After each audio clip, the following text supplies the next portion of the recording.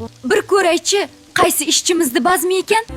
Valeriya, men tezda yuvinish xonasiga bormasam bo'lmaydi. Asosiy zaldan shundoq chapga burilganda ikkinchi eshik. Nega kelding seni? Kim taklif qildi? Usti-boshingni qara. So'raganingda bironta kiyimlarimdan birini berardim.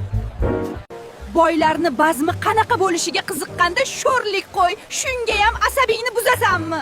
Tug'ilgan kunni ham beliga tepding. Tezroq ketsang yaxshi bo'lardi menimcha. Xo'y, buncha ovozingiz baland chiqyapti. Kim bilan gaplashayotganingizni bilasizmi o'zi? Oyi bo'ldi-da endi. Meni ishimga aralashmang. U seni oyingmi? Xizmatchi demoqchi edim.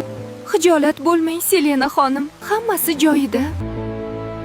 Hurmatli o'quvchilar, shaharchamizning eng saxiy insonlaridan biri Marko Beriton kollejimiz uchun $100,000 xayriya qildi. Biram saxiysiz, dadajon. Sizni juda yaxshi ko'raman.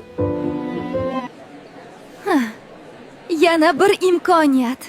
Qo'ldan chiqaradigan ahmoq yo'q.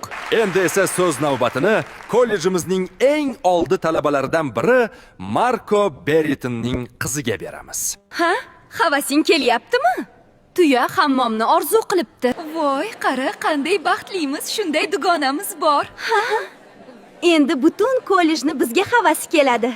O'zi bu taklifni shaxsan o'zim bergandim.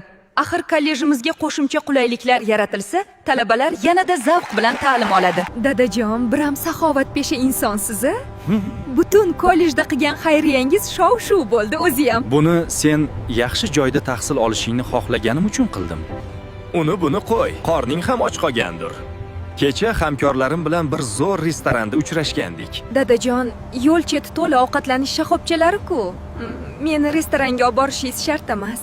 Kamtarliging menga onangni eslatadi. Mayli, sen xohlagandek bo'la qolsin. Eliza, bu sensan-ku? Axir do'stim Marko Beritonning haqiqiy qizi senmisan? Ko'zlarimga ishonmayman. Faqat bu sirni hech kimga aytmaslikka va'da ber.